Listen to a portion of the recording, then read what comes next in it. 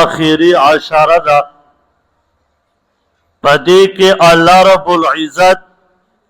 خپل بندګانان د جهنم نه خلاصي او جنت ته بوزي. پدې عشره کې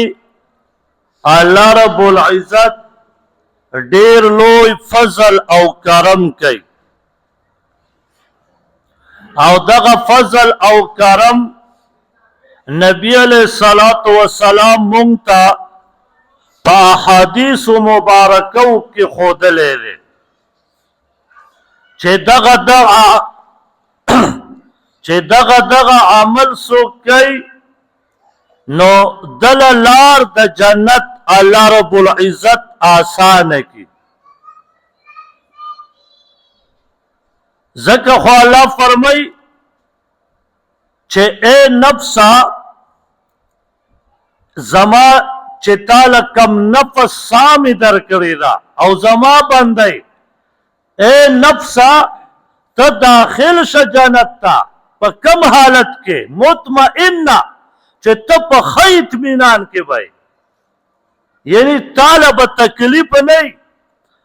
جنت د تکلیفونو ځای نه دی، دا د مزو ځای دی او دا د خوشحالۍ ځای دی.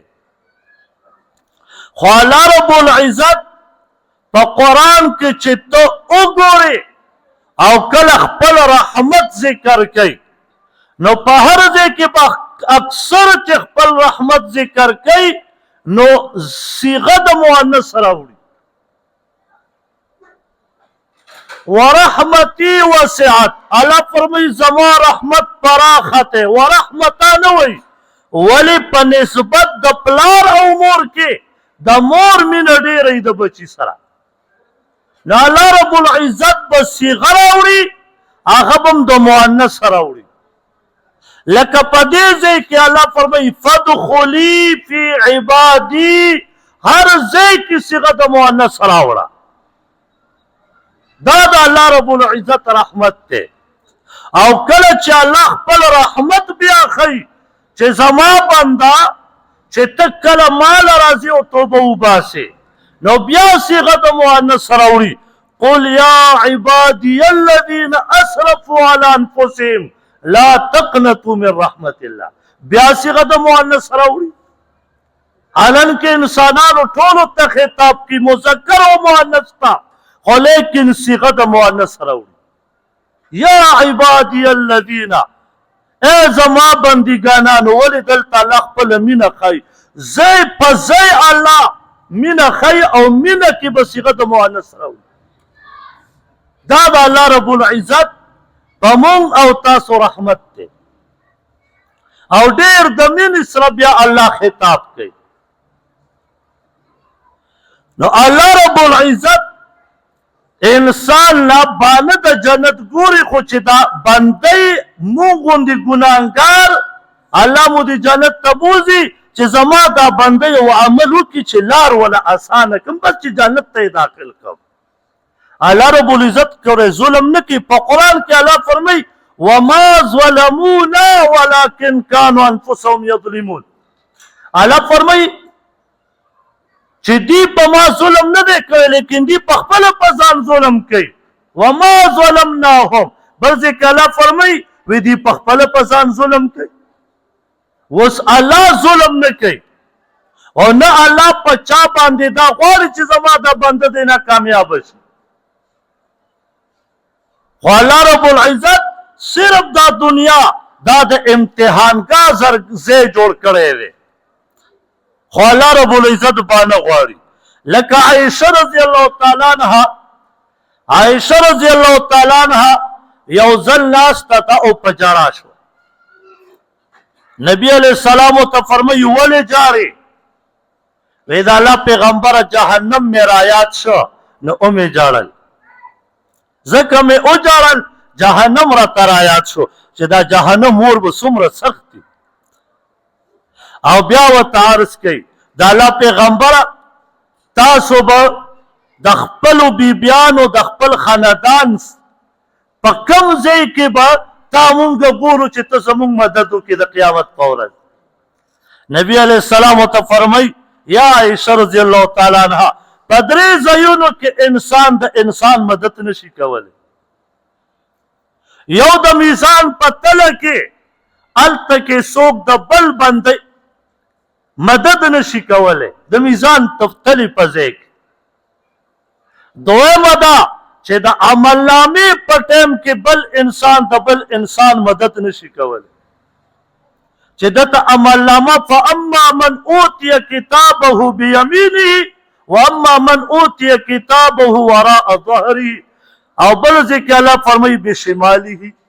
پته نه لګي عمل نامه په ګس لاس ملاویږي او که په خلاص الله دې زموږ د خلاص نصیب کړي. او درم پل صراط لاره باندې الله رب العزت دا داسې ځای جوړ کړی چې په دې کې څوک د چا مدد نشي کولی. لكل امرئ منهم يومئذ شأن يغنيه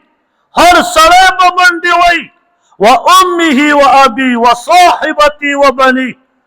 وامه وابي مور به د بچي نه منډې وی او پلار به د بچي نه منډه وی او بچی به د مور نه او بچی به د پلار نه منډې وی چې څه ونه غواړي نیکي ونه غواړي. اے پلارا والله دا بچی به د قیامت په ورځ دا قرآن وی دا به زما او ستا نه منډې وی چې یرې پلار مې را روان دی چې سره نه ونه غواړي. پیمان ویا اے پلارا ته دې خپل بچي ته حرام او حلال نه ګورې وراوړې لکه والله دا به ستا د قیامت په ورځ په کار نه راځي منډه بدله وی. الله دې ونه کې الله د اسلام نبی پلار را روان دی او منډه کتې نیکي رانه غواړي پلار مې او دې پلار ما د پاره په دنیا کې حرام راوړی ده چې بچی مې په خېټه موړي. نو پلاره پیمان یې ووایه دا بچی ستا په کار راغی لیکن مونږ څه وایو نه چې بچی خیر دی یو ټیم دی نه دوه ورځې دی نه خو هغه ورځ یاده که چې دا به ستا نه منډه وي. بله ورځ چې د چرسدې طرف ته دوه بچي را پاسېدلي وي او پلار ته ویلی دي چې ماله حق راکه. پلار ورته وایي بچیه چې کله مو حق ټیم راشي دله در به یې کم 16 لاک روپۍ یو شوټر ته ورکړي دي چې زمونږ دا پلار مړ که په 16 لاک هغه دوه بچو خپل پلار مړ که و هغه 16 لاک یې پردي کس ته ورکړي شوټر والا ته چې دا سړی مړ که. هسې پیمان یې ووایه په دې سړي باندې فورا په دنیا کې قیامت راغلی و خپلو بچو ته په دنیا کې منډه واله. زه پلار خو شهادت ویوړه دا بچي به یې څه کوي. دغسې اولاد والا دې مونږ او تاسو بچ کړي چې دغسې اولاد الله دې ونه کړي مونږ ته آخرت ته پاتې شي چې په دنیا هم ترې سر ټکوو په آخرت هم ترې سر ټکوو. نو پیمان یې ووایه دا بچه به څنګه زموږ په کار راځي. بعضې نظارې د قیامت الله په دنیا کې خلقو ته ښایي. نو دا داسې ورځ ده. انس رضی الله تعالی عنہ فرمایي وی نبی علیہ الصلوۃ والسلام او فرمایل وی د قیامت په ورځ به الله رب العزت یو جهنمی راوغواړي نو هغه ته به وویل شي چې تا څنګه په دنیا کې وی حالن کې نبی علیہ السلام فرمایي د به په دنیا کې اډو تکلیف لیدلی نه ټول عمر به چې پیدا شوی د پلار په کورنۍ کې پلار مالدار و تر مرګه پورې د تکلیف نه دی محسوس کړی وږی نه ده محسوسه کړې ګرمي او یخني نه ده محسوسه کړې نو الله رب العزت به وفرمایي دا جهنم ته بوځه سم جهنمي دی و جهنم ته چې هسې غوپه ورکړي او ترې راباري ورته وبه فرمایي چې تا څنګه په دنیا کې دې څنګه وخت تېر کړی وی دا به وایي یا رب زما دې ستا په ذات قسم وي ما خو دنیا کې اړو سکون نه دی لیدلی هر څه به تې هېر شي او بیا به الله رب العزت یو بنده راوغواړي جنتي ورته اوبه فرمایي دا د جنت طرف ته بوځي ده به په دنیا کې هډو چرته راحت نه یې لیدلی ټول عمر به یې په تکالیفو تېر کړي وی الله رب العزت به ورته وفرمایي دا د جنت طرف ته بوځئ صرف خوشبوګانې چې په ده ولګي او دا واپس شي دا به عرض وکړي یا رب کریمه زما د ستا په ذات قسم وي یا الله ما په دنیا کې اړو تکلیف لیدلی نه دی داغه جنت مزید داغه جنت هغه اعلی چې دا سترګو او غوږونو دا نه دي ورياسي خو موږ وایو چې دا به داسې وي دا به داسې وي صرف د قرآن او د حدیث مطابق موږ هغه بیانو خو چې دا پریکټیکل ته ووینې بیا پته لګي هر سړی وایي که نه و یارې کعبې مبارکې ته چې مخامخ شي اوس چې چا لیدلی د هغې نه تپوس وکړه او چې چا نه یې لیدلی هغوی بله موبایل کې هم داسې کعبه مبارکه به وي نو نور څه خوند به نه نه که نه وروره دا چې ته مخامخ ووینې بیا خپل کیفیت وګوره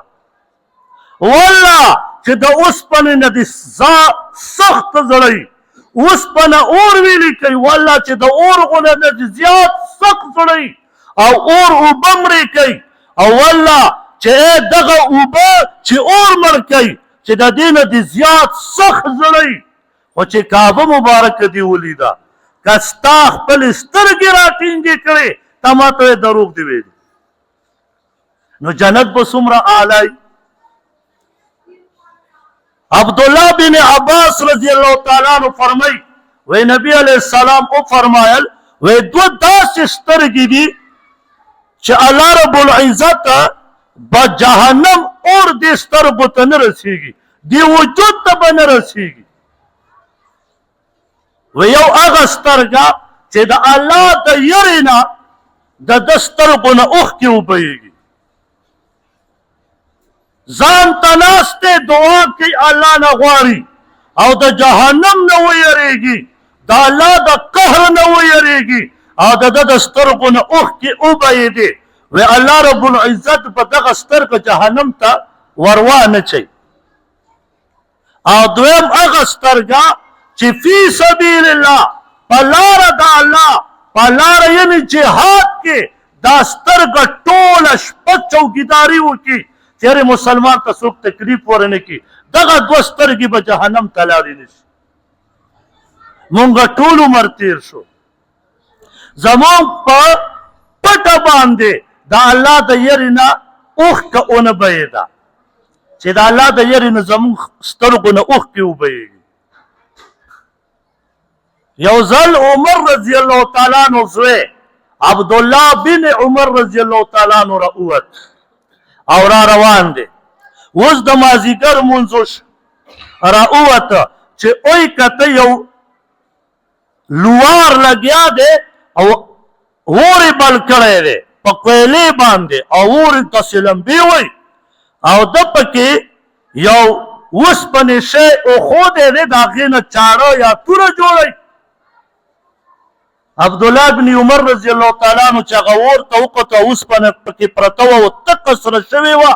او ویلې کوله یې نو عبدالله بن عمر رضی الله تعالی عنہ په ژړا شو دومره یې وژړل چې په آخر کې عبدالله ابن عمر رضی الله تعالی عنہ باندې د ماښام وخت راغی شاګردان ورته وایي چې جي ماښام وخت داخل شو ولې ژاړې او ورته فرمایي چې بچو دغه جهنم اور مې جړی چې دا د دنیا اور داسې دی چې اوسپنه لګیا د ویلې کوي نو الله دې مونږ بچ کړي د جهنم اور سره به څه کوو د جهنم اور سره به څه کوو دومره تکلیف نو الله رب العزت دې دغسې جهنم نه مونږ بچ کړي و عبدالله ابن مسعود رضی الله تعالی عنہ فرمایي وی نبی علیہ السلام او فرمایل دا خبر یاد کې دا دوه ډېرې پوینټي خبرې دي وی نبی علیہ السلام او فرمایل چې دوه کسان چې یو جنتی دی یو دوزخي دی یو هغه کس چې د په زړه کې د اوري د دانې اوري مطلب مونږ به وربشه کو چې دومره پورې په زړه کې د چا تکبر وي وی دا به جنت ته داخل نشي دا به جهنم ته ځي نن ته زما تکبر وګوره مړه ته زما تکبر په جرګه کې وګوره په منبر مې مه ګوره چې پټکی مې والی او ګیره مې توره ده او تیل مې وله ورکړي دي چمک وایي پنسې مې اوچتې کړي دي نه ته زما خبرې چې ګورې په جرګه کې وګوره زه د پلانکي لمسی یم کښېنه ټیزنه د هغه په او دسمات تیزونه وچ اچې خپل وکړه هغه پرېږده نیکه د بهادرو ته څنګه یې ته به داسې خبرې واورې چې داسې خبرې به فرعون هم نه وي کړې چې ته د ده خبرې واورې صرف نه لکه تکبر ولې کې خو داسې کس په جرګه کې پکار دی چې ورته ووایي چې کښېنه ګنده زه دې پېژنم خلق من ماء دافق د ګنده اوبو نه الله پیدا کړی دومره ټوپونه وی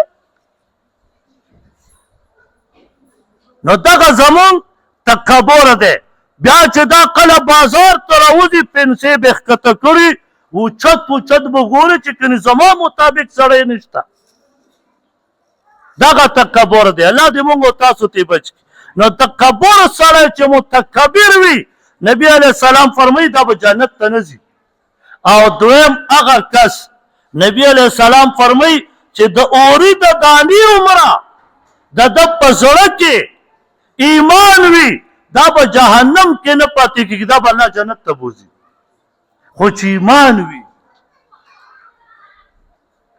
ایمان څه ته وایي ایمان دې ته وایي چې په دې قرآن دې ایمان وي او د نبي علیه السلام باندې دې ایمان وي او د نبی علیه السلام په صحیح احادیثو دې ایمان وي دغې ته ایمان وایي آمنت بالله وملائکته وکتبه ورسله دغې باندې چې دې ایمان وي نو اله به زما یو خو زمونږ الله دې معاف کړي دلته وایي لا اله الا الله محمد رسول الله هلته به بابا له لاړ شي یارې د دې بابا اوبه چې دې په ځان ووالې که نه بس دانې به دې ټیک شي وره دا نور ټایم را روان دی اوس به ګرمي شروع شي ته لږ سي د سن پیر ته بیا لاړ شه ته دا مشرکین وګوره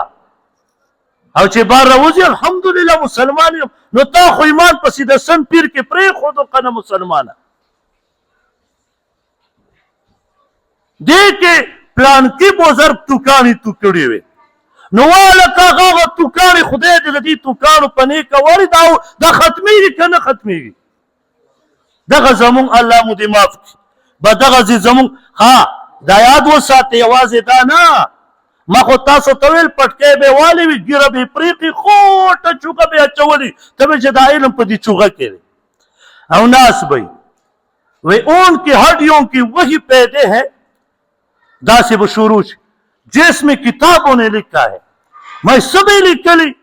وہی وچ سوک دا آڈو کی دا توسپی یا دا اوخ آڈو کے دا زان سرقور کی وساتی یا ورسا توسپی پا جیب کی وی نو خرسولو دا پارے اس دا شے جوڑ کرے وی دباندے با جادو اثر نکی پا دباندے با نظر اثر نکی دا دی پا قور کی با بلاگان نرازی میں آئے ہائے اگا مشرکین اگا خو بیام لخو پشواندی یا بود به جوړ کړو پاغه باندې به شرک کو مسلمان د اوخ اډو کی تر سره راوړ نو چې ستانه لوی مشرک په دې دنیا باندې نو بیا په دنیا کې مشرک ستانه ته د تسپو د خرڅولو د پاره د خلق په دې کې مبتلا کړو چې د عقیدې دی ولا تباہ کړي د اوخ اډو کی باندې او دا ساده مسلمان په دې نه پوهیږي چې والکنو په اډو کې څه پیدا ده پیدا خو په قرآن کې د نبی علیه السلام په صحیح حدیثو کې ده بدا د خلقو عقیده بدا تسپی دي چې اډرونه دي خلک یې ورکوي او په جیب کې د یو تسپی ساتل دي چې ته په ذکر کې هغه ارمان دی چې د یاقوت او د مرجانو تسپی نه دا کاڼو نه جوړ وي په هغې کې خبره نشته دی د دې دپاره نیسي چې تا ته بیا شر نه رسي نو په هندو کې او پتا کې څه فرق شو نو دغه نن سبا په معاشره کې عام دي ها یو کس راته ویل چې استاد جي بعضې خلک داسې کوي وی لوټه راوالي لوټه او چې چا کور نه غلا شوي او په چا یې شکي وی هغه به ته نومونه ولیکي مثلا 9 کسان دي ستا پیشک دی وی دا به په لوټه کې واچي او چې بیا به په قرآن شریف یو آیات نیمه وای دی پیرانو ولا خودلی کړه چې دا آیات به وای او چې بیا به ټول داسې ګیر چاپیر کینې او به داسې به تاو کې دا لوټه نو د لوټې دا چخکوره ورته وایي دا خوله وی تجا د چا طرف ته تیر شو بس غلا باغه کړي نو ما ورته مې کور موران شه نو د نومونو او دا دومره تلاوت ضرورت پکې څه دی خو تاوې کړه یو طرف ته خو به دغه سر خوړلی ودرېږي که نه دا د مسلمان عقیده ده وی آجیان دي دا نه چې کلي څه جاهل خلک دی وی آجیان دي او په اول سب کې مونځ کوي و دا یې عقیده ده وی غل مونږ داسې معلومه ما ورته مې افسوس صحابه و نشو معلومولی د دې زمانې معلومه څوک وایي چې په تا چا جادو کړی که نه وی زه تاسو ته یو وظیفه ښایم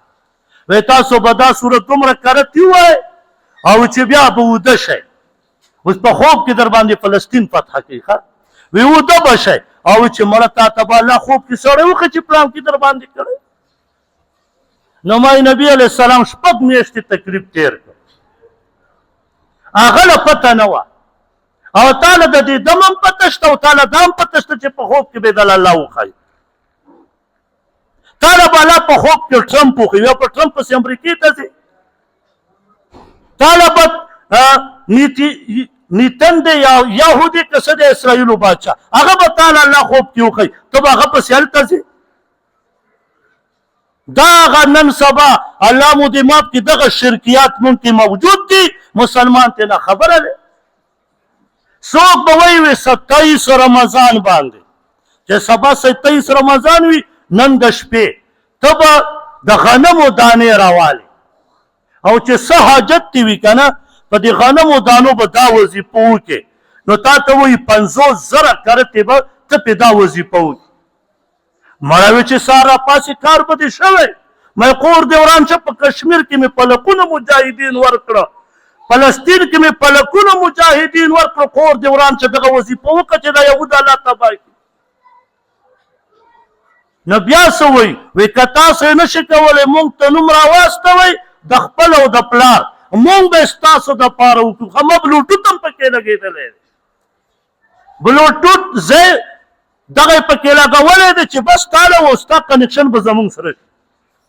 اے مسلمانو د پیسو د والو دپاره دی کمې کمې طریقې زده کړئ او د خلکو عقیدې دې تباه کړئ چا ته فریاد وکړو چرته لاړ شو څوک به د کجورو هډوکي واچوي هغه سر نه دې سره پورې دسترخوان به ولګي والکه خو سمې کجور راوړه چې ویې خورو که نه دا به هډوکي واچوله په دې باندې درود شریف ذکر کوئ دا په کوم ځای کې راغلي بیا به ته 15 شپږ ګنټې به ته ناست و دا هډوکي به ولي نو ما ورته وویل ما بوځې په یو میاشت کې دله ختموم بس لپه به راډقوم سبحان الله ولرقوم به دسترخوان به دله خالي کړ دا نن مونږ په دین کې نوي کارونه راایستي دي مونږ خلکو ته ډېر ښه ښکاري ګورئ دا یاد وساتئ کله چې کم کار د دین نه خلاف وي هغه ډېر خوندور وي هغې کې مزه وي که ته وایې چې نه یې منم نو چې کله کیلو وانه کیلې واخلې یو درجن یو ترې راپټه کا د یو کې به ډېر خوند وي 12 کې به تاله خوند نه محسوسېږي ولې د یوې کې به خوند ډېر وي دا د دین خلاف دی نو په د یو کیله کې به تاله ډېره مزه میلاوي دغه نن سبا دا دین مونږ داسې کړی او چې کوم د نبي علیه السلام صحیح فرمان دی هغه مونږ غورځولی دی نو څه ووایو الله پاک دې مونږ او تاسو ته بچ کړي د دغه صفتونو نه بله مسله ده ډېره هم ده بعضې خلک وایي چې جی د روژې چې اخري جمعه راشي او د هغې نه بعد بله جمعه بیا نه راځي لکه زموږ پاکستان کې بله جمعه اخري ده وایي دا کله چې راشي وی قضای عمري منځونه پکې نو وی چې په جمع به 2 رکعاته وکړي 2 رکعاته به مولوي صاحب جمع درکړي به د ټول کالونو عمرونو منځونه به دې راثر شي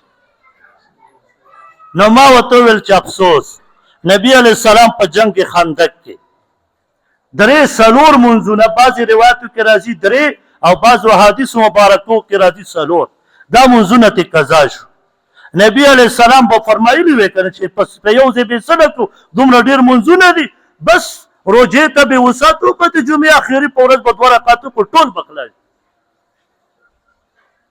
او دا کم حدیث چې دی پیش کوي ملا علی قاری رحمه الله لیکلی دي چې یہ جھوٹ ہے کذاب دا دروغجن دی چې دا حدیث چا جوړ کړی دا ځان نه جوړ کړی دا نو نبی علیه السلام فرمایلی نه دي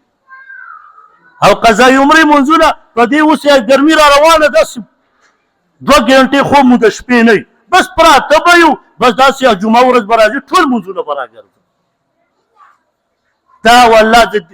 دا دین خلقو داسې کړی که نه چې داسې پیسونه یې کړی دي پیسونه په دا ستا دا زما او دا ستا بس چې داسې دې وکړو داسې دې خلک وایي چې والله دین خو دین والله چې ډېر آسان دی خو دا دی چې مونږ ټوټې کړی دی هرې پارټۍ خپل ځان ته یو ټوټه ترې رابېله کړې ده چې زما مشر داسې نو په کشر به زه څه ګیله وکړم پېټرول ګران شو د څه حکم وکړ وایي چې هله سکولونو ته چوټي ورکوي 3 ورځې به د اوس د سرکاري سکولونو چوټي 3 ورځې نو پیمان یې والکه زه درته طریقه ښیم که نه دا یاد وساتې اکثر باچا چې وي ده کې عقل نه وي چې دین ورسره نه وي یو باچا نه باز وتښتېدو نو اواز یې وکړو چې شابه د ښار ګېټونه بند کړئ ده دا خیال وکړو چې آباد به په دې ګېټ وځي بیخ دې وځه به راځي چې داسې باچاان دا لالا درکړي نو والکه چې دا تا سرکاري مینېګانو ته امپیګانو ته 18 ګریډ افسر او 20 ګریډ افسر تا وله تیل پرې کړي دي تا وله بجلي پرې کړې ده تا وله خوراک پرې کړی دی هغه پرې بند کا زما غوندې غریب سړی او ستاسو غوندې غریب سړی په سکولونه مه بندوه او دا امپیګان او مینېګان چې موږ د اسمبلۍ ته لګي کړو نه د دې یو مقصد وي خو دې مقصد په لټه والی والله که دا پوهېږي دا چې موږ هلته ولیږو د دې دپاره چې تاسو هلته لاړ شئ تاسو به میټینګ کوئ مشوره به په اسمبلۍ کې کوئ چې د مسلمانانو زموږ د عوامو ته څه شي ضرورت دی هلکه په پلانکي علاقه کې ګیس مسله ده دا به څنګه حل کړو دا موږ دې دپاره لیږو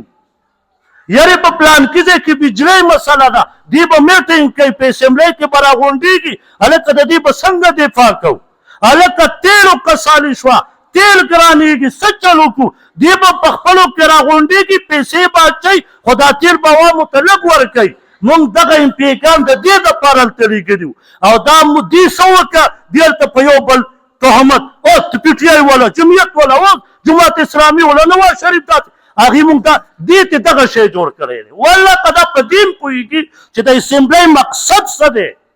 والله که پې پوهېږي ولې دا قرآن یې نه دی لوستلی ولې زموږ نبي علیه السلام صحیح حدیث مبارکې نه دي لوستلي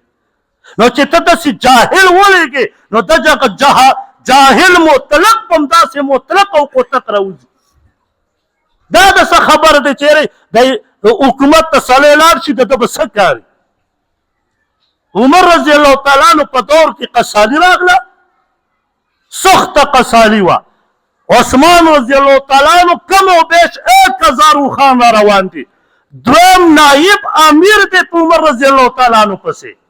دا نه چله عوامو ته وایي چې دا شی ټکس ولګوئ دا ولګوئ نه په خپله راغی عثمان رضی الله تعالی عنه عرض وکړ چې یا عمر رضی الله تعالی عنه چې زما دا څومره اوښان قافله راغله د شام نه د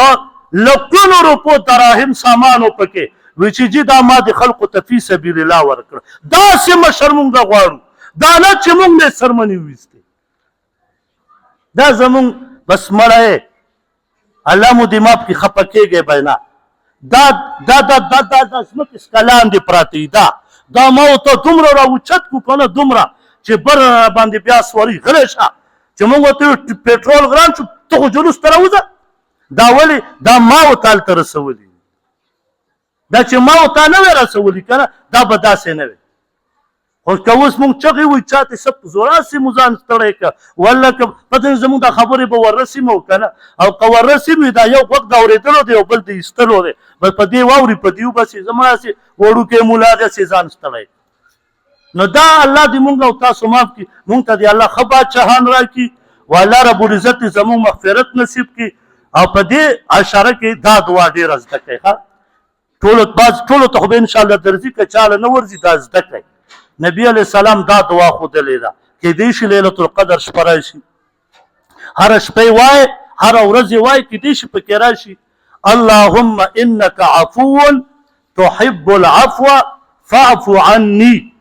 دا عني ځان دپاره دی، که ته چېرې زما بچیم پکې الله راولي، خاندان ټول امت مسلمه، نو د عني په ځای پکې عنا ووایه. عنا د جمع صیغه ده. نو اللهم انک عفو تحب العفو فاعف عنا.